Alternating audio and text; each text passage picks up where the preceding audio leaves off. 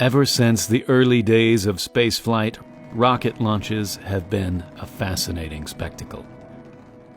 Up until recently, liftoff has usually been the most tense and exciting part of any launch.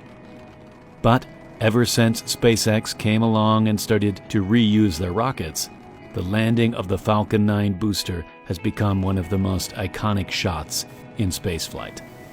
That is, when we get to see it.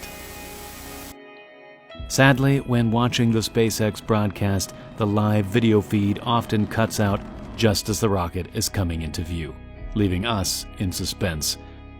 But why does this happen? In this video, we're going to look at how SpaceX broadcasts live video from their landing sites. We're also going to look at how the live feed is interrupted by the rocket and the possible solutions that could be put in place to get around this problem. When the Falcon 9 lands back on Earth, it will either land near the launch site or on a drone ship placed hundreds of miles out in the ocean. With the drone ship being in such a remote location, the live video feed has to be transmitted via satellite. A large antenna on the drone ship sends a directional signal towards the satellite, which will then transmit that footage back down to the broadcast team.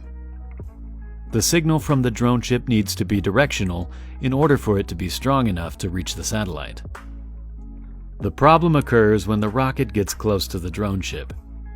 As it comes in for a landing, the rocket is slowed down using either one or three of its Merlin engines, each firing over 100,000 pounds of thrust towards the surface of the drone ship. As the rocket gets closer to the drone ship, the thrust from the engines start to shake the drone ship with such a high frequency that the video feed antenna loses lock with the satellite, causing the video feed to cut out.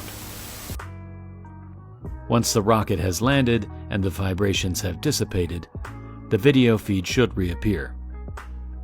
During this period of time, the footage is recorded and will be sent back as soon as the drone ship regains connection with the satellite. Not only does this ensure that the engineers can analyze each landing, it also means that SpaceX can upload the footage after the broadcast for everyone else to watch. There have been many solutions put forward to fix this issue.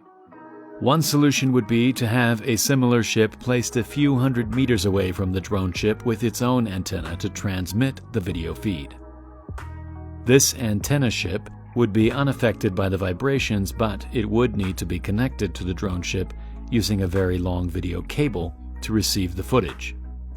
A way around this is to transmit the video feed from the drone ship using a non-directional signal to the antenna ship, which would then transmit the video feed up to the satellite without being interrupted by the rocket's vibrations.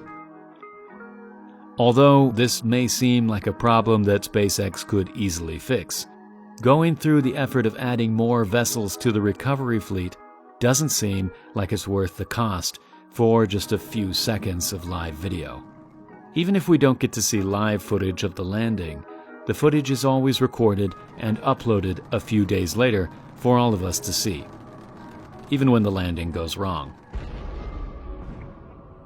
So, while it might be frustrating to lose the video feed right at the most exciting part of each mission, it does seem like SpaceX do everything they can to eventually bring us clear footage of each landing.